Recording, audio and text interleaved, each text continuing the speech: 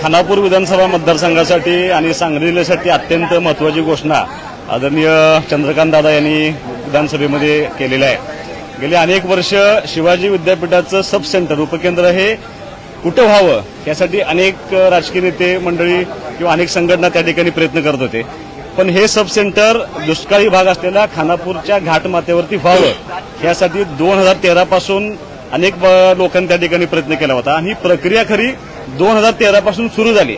या प्रक्रियेमध्ये अनेक लोकांचा त्यामध्ये अनेक संघटनांनी त्या ठिकाणी मदत केली, अनेक शिक्षकांनी प्राध्यापकांनी त्या ठिकाणी मदत केली, कुलगुरूंनी आणि सगळ्या विद्यापीठातल्या अनेक सहकाऱ्यांनी त्या ठिकाणी मदत केलेली आहे। राजकीय काही जरी असलं तरी आज आम्ही दोघं एकत्रितपणे ही प्रेस घेतो, त्याला कारण असं आहे की ते सब सेंटर खानापूरच्या घाटमाथ्यावरती व्हावं म्हणून एकत्रितपणे सर्वांनी प्रयत्न केला होता।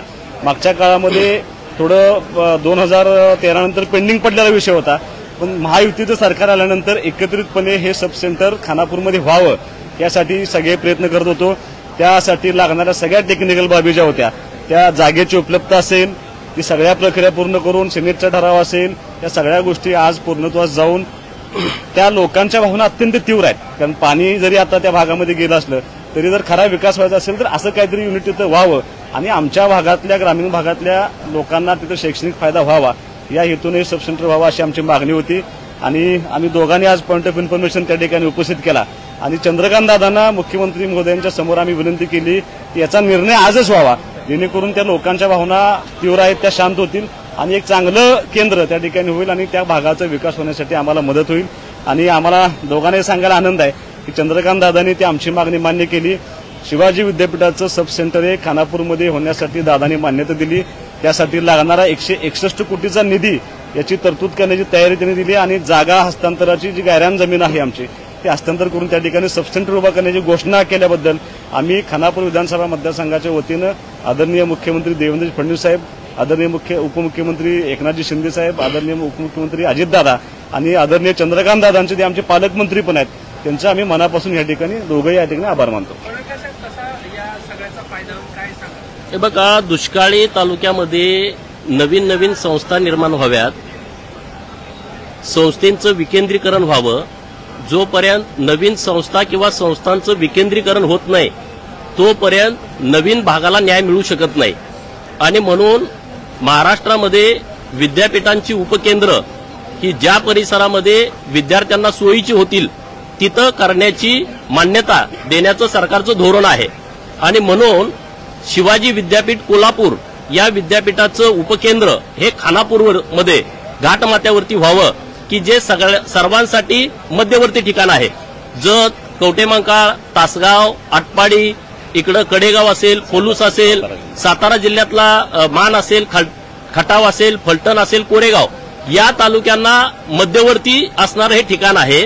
नॅशनल हायवेला लागून ही जागा आहे, जो गुहागर बिजापूर नॅशनल हायवे आहे या हायवेला लागून लगतची जागा आहे आणि त्यामुळे सातत्यानं आमचा प्रयत्न सुरू होता वेगवेगळ्या पक्षाच्या नेतृत्वांचा, संघटनांचा की इथं कसल्याही परिस्थितीत उपकेंद्र झालं पाहिजे।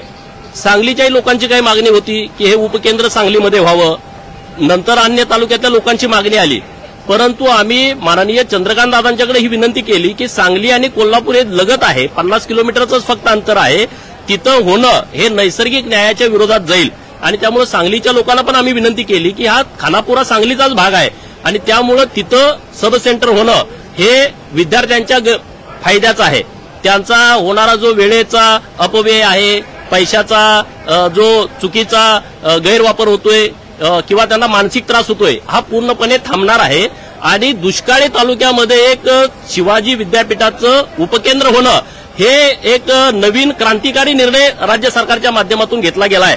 माननीय मुख्यमंत्री देवाभाऊ झाल्यापासून दुष्काळी तालुक्याची स्वप्न पूर्ण व्हायला लागलीत, जशी जशी स्वप्न पूर्ण व्हायला लागली तशी तशी लोकांची स्वप्न पण वाढायला लागली की बाबांनो एखादा नेता जर दुष्काळी तालुक्यांच्याकडे सकारात्मक बघत असेल तर लोकांच्या मागण्या वाढतात, नाहीतर अगोदर लोकांची मनच मेली होती की आपण पुढाऱ्यांच्याकडे मागणी करतो ते आपल्याकडे लक्ष देत नाहीत, दुर्लक्ष करतात।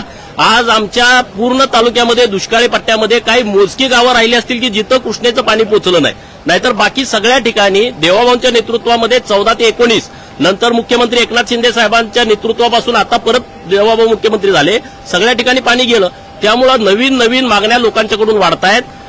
जवळपास 2013 पासूनची मागणी आहे. लोक रोज आंदोलन करतायत, मोर्चे काढतायत, उपोषण करतायत. आणि शिवाजी विद्यापीठाची जी टीम आहे, डॉक्टर पाटील यांनी त्या जागेची पाहणी केली होती. त्यांनी एक पॉझिटिव्ह अहवाल दिला होता. नंतर सिनेटची जी सभा झाली त्यामध्ये ठराव पारित करण्यात आला होता. मागचे आमदार असतील, बाकीचे सगळे टीम असेल, यांनी सातत्यानं मागणी केली होती, परंतु त्याला यश येत नव्हतं. आणि म्हणून माननीय चंद्रकांत दादांच्याकडे पॉइंट ऑफ इन्फॉर्मेशनच्या माध्यमातून खानापूरचे आमदार माननीय सुहास बाबरसाहेब आणि आम्ही दोघांनी हा मुद्दा लावून धरला आणि त्यांना विनंती केली की तुम्ही आज घोषणा करा. आणि म्हणून माननीय मुख्यमंत्री देवेंद्र फडणवीस साहेबांचं, माननीय एकनाथ शिंदे साहेब आणि माननीय चंद्रकांत दादा पाटील जे या खात्याचे मंत्री आहेत, त्यांचं मी मनापासून खानापूर तालुक्यातल्या जनतेच्या वतीनं आणि आजूबाजूच्या परिसरातल्या तालुक्यांच्या वतीनं विशेष अभिनंदन करतो की त्याने एक चांगला आणि क्रांतिकारी निर्णय घेतला की खानापूरला सब सेंटर दिलं. त्याच्यासाठी लागणारा 141 कोटी रुपयाचा निधी आणि गायरांची जमीन पूर्ण हस्तांतरित करण्याच्या बाबतला निर्णय घेतलेला आहे. आणि लगेच आता जूनमध्ये हे सेंटर चालू करण्याच्या दृष्टिकोनातून त्यांनी भूमिका घेतलेली आहे. पहिल्यांदा तिथं काय एखाद्या हायस्कूलच्या किंवा कॉलेजच्या वर्ग खोल्या घेऊन तिथं हे सेंटर सुरू होईल आणि लगेच कामकाज सुरू होईल. दुष्काळी तालुक्यासाठी खूप चांगला क्रांतिकारी विषय आहे. नाहीतर आम्ही एखादा तालुका मागतो 10-20 वर्ष त्याचा तालुका विभाजन होत नाही, परंतु एक उपसेंटर आमच्यासारखे नवीन आमदार सरकारकडे मागणी करतात आणि सरकार तात्काळ त्याच्यावरती निर्णय घेतंय, हे आमच्यासाठी अभिमानास्पद गोष्ट आहे.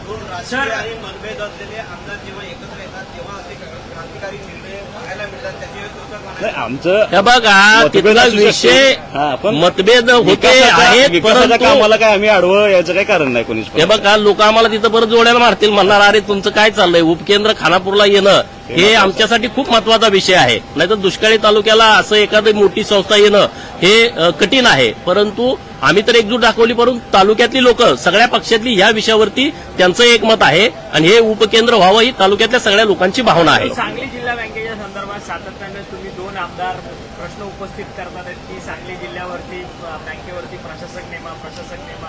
सरकारकडनं अजूनपर्यंत कोणतीच कारवाई होत नाही. गेल्या अनेक महिन्यांपासून तुम्ही तेच सातत्यानं बोलताय. हे बघा आता हे आमदार साहेब असताना हा विषय मी बोलणं मला बरं वाटत नाही. मी नसताना नंतर मी या विषयावरती बोलतो. यांचे बंधू तिथं डायरेक्टर आहेत आणि मी प्रशासक नेमा म्हणणं हे उचित होणार नाही. परंतु आम्ही जो विषय लावून धरलाय तो राजकीय विषय अजिबात नाही. संस्था वाचल्या पाहिजेत, सभासदांचे कारखाने सभासदांचे राहिले पाहिजे आणि सरकारने त्यावर भूमिका घेतली ना. कारखाना विक्री होणार नाही अशा पद्धतीची भूमिका घेतली. आता सहकार राज्यमंत्र्यांनी त्याच्यावरती बैठक लावलेली आहे. वस्त्रोद्योग मंत्री महोदय सुतगिरणीच्या बाबत बैठक लावत आहेत. त्यामुळे आम्ही या विषयात पुढे चाललोय. सरकार असे चुकीचं कुठलं काम करणार नाही आणि त्यामुळे आम्ही जी मागणी करतोय, लावून धरतोय, त्याला नक्की यश येईल त्याबद्दल. आणि येत्या काळात तुम्हाला दिसेल त्याचा निर्णय 31 मार्च नंतर तुम्हाला निर्णय झालेला दिसेल. धन्यवाद.